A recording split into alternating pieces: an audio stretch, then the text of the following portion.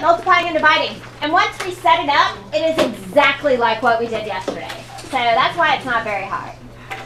All right, so we're just going to do a couple examples of multiplying, a couple of examples of dividing, and then I'm going to let you go and do your thing. All right, so we have 12x cubed over 25 times 40 over 9x squared. And yesterday we talked about we can simplify, we can cancel, reduce, once we have all multiplication. And this one is all written as multiplication. So even though it's actually two separate fractions, we can really think of it like one big one.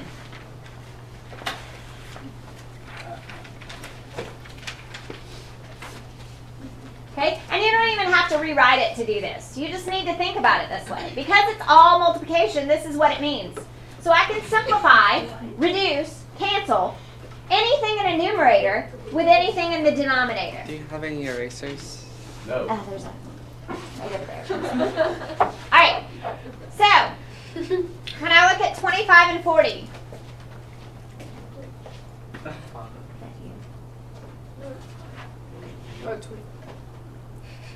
What number divides into 25 and 40?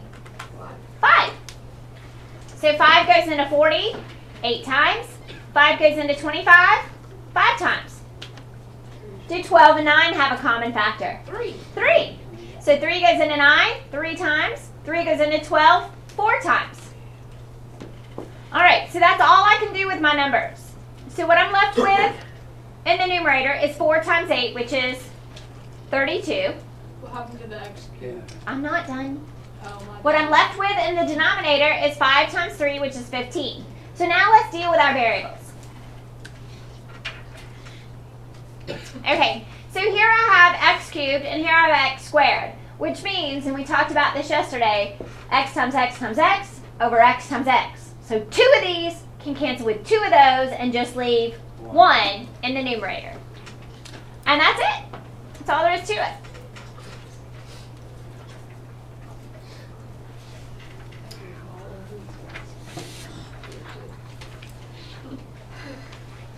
Okay. Now, when we multiply, we may not have just monomials like this. We might have a mixture of things.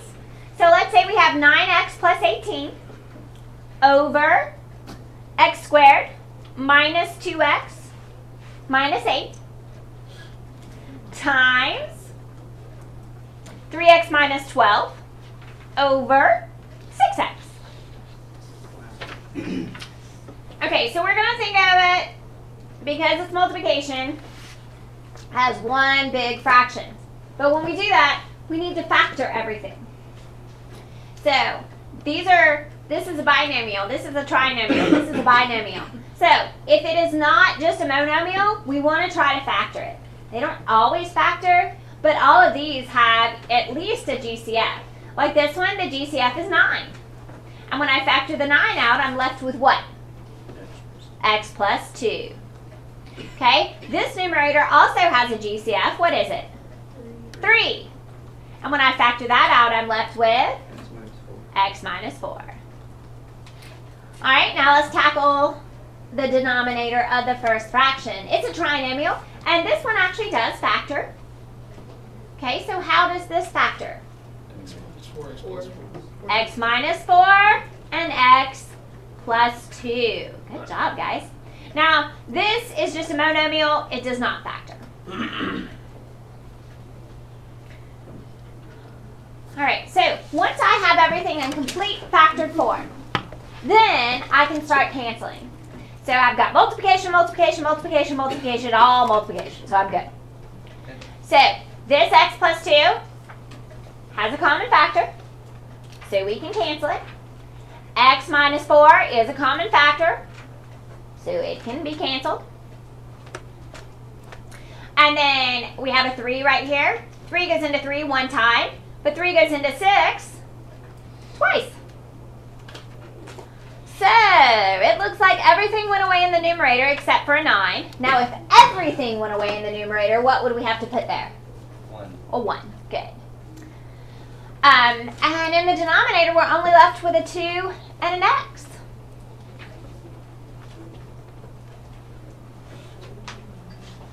Wait, couldn't that be a 3 on the top? Cancel it. Yeah, The 3 canceled with no, a 6. 9. Yeah, it's a 9. Wait, but can it be a 3? Well, it could have been. If I reduced this and turned this into 3, we would have had 3 times 3, which is still 9. Cancel 1 and 3, not all of them. Okay. So that's how multiplication goes. Factor, think of it as one big fraction, and simplify. All right, division, not very difficult. So, example 3. So with division, let's start off with a simple one. X squared minus 2x over 6 divided by 3x minus 6 over x. Now, we always rewrite division of a fraction. What do we change division of a fraction into? Multiplying by the reciprocal. So, division, we don't leave as division. We immediately rewrite it as multiplication. We write it as multiplying by the reciprocal. That's right. That's why we do multiplication and division in the same day. It's the same thing. All right, so let's factor. This numerator just has a GCF. Pull it out.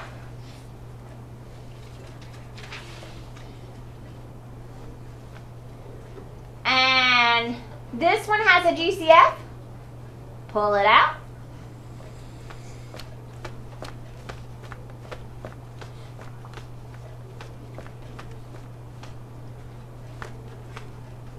All right, so in this case, just the x minus 2's cancel. Now I can't cancel the x's because they're both in the numerator. I have to multiply those. So what is x times x? X squared. X squared. Now I can't cancel these because they're both in the denominator. So 6 times 3 is 18. I can only simplify and cancel if one is in the numerator and the other is in the denominator. All right, I have one last example.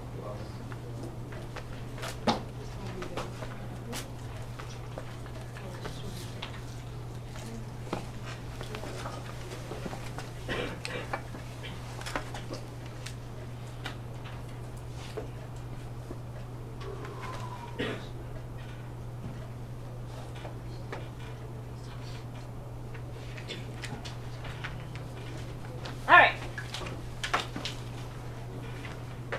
Example 4.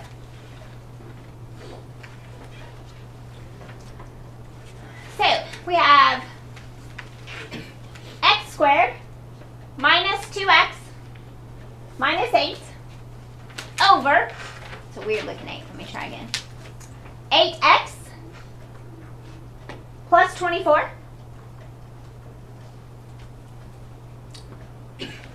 all divided by 2x minus 8 over 2x squared plus 5x minus 12.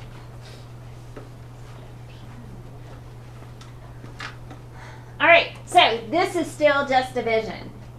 It just looks different. We have a fraction divided by another fraction, which we immediately change to multiplying by the reciprocal. Okay, so that first one stays the same. Well, sometimes the movie just does interesting things. So we change it to multiplying, so this denominator becomes the numerator.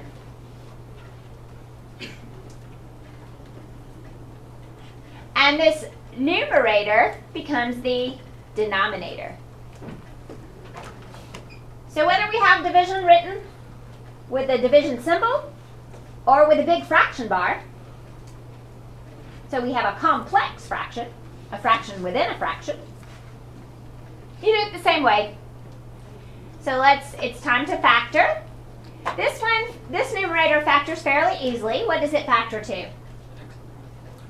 Good. X minus 4, x plus 2. Okay, this denominator just has a GCF, 8, and it leaves me x plus 3. Okay, this one has a coefficient.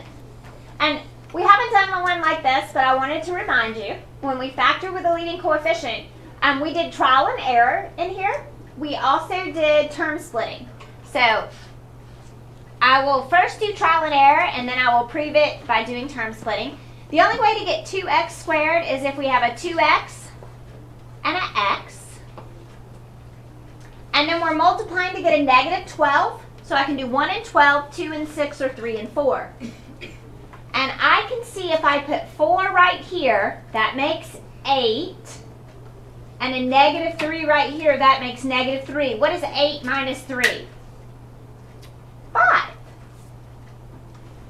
So that was one way. Now let me show you the other way. The other way we did it right here is when we multiply this times this, we got negative 24x squared. And then we split this into positive 8x and negative 3x. And then we looked at the first two and we said, what do they have in common? 2x leaves me x plus 4. And then a minus 3 leaves me x plus 4. So we get 2x minus 3 and x plus 4.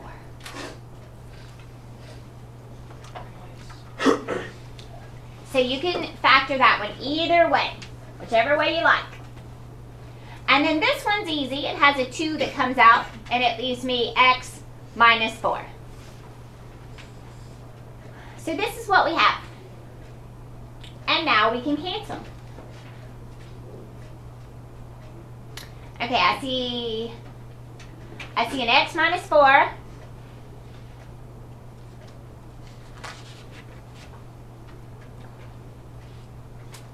Bummer.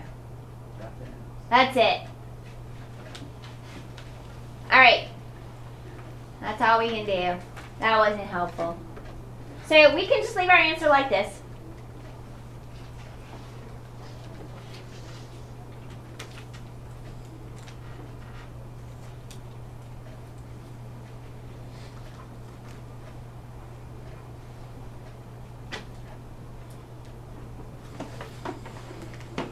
And I'm okay with that. You may leave it like that. You do not have to multiply them back. Okay. And that's it, folks. That's all there is to it. So the back side of last night's homework is tonight's homework. And you get the rest of class time to work on it. So you may finish.